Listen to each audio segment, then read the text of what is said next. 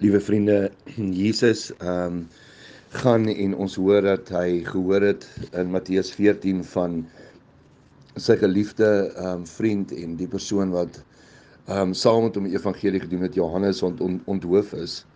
En ek dink dit het hom diep geraak. En ons hoor toe het hy ver heen weggevaar na 'n stil plek om alleen te wees, net om bietjie alleen te wees.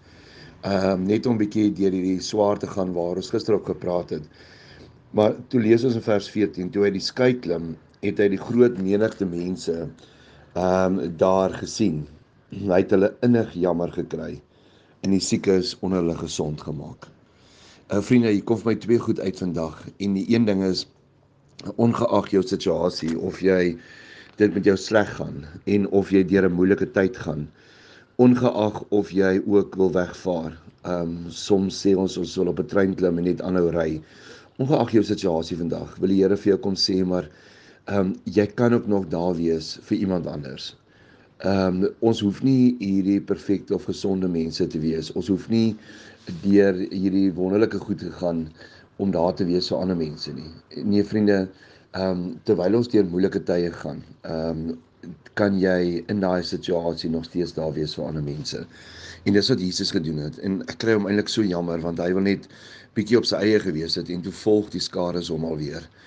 En toe het hy die wonderlike het toe gebeur, hy het hulle innig jammer gekry, maar hy het hulle eers gesien. Vriende, en dit is die voorvereiste ook in my en jou lewe, is ons moet rondom ons kyk, ons moet kan sien. Ons moet ander mense se nood kan sien, ons moet ander mense se swaar kry kan sien. En soms is dit goed wat voor die hand liggend is, wat voor ons hand lê, wat die Here op ons pad sit, maar soms is dit goed wat ver is, en wat ander mense ook nie sien nie. Daai vriende vir jou wat miskien skielik onttrek het, of skielik stil geraak het, hoekom doen hulle dit? Daar's 'n rede voor.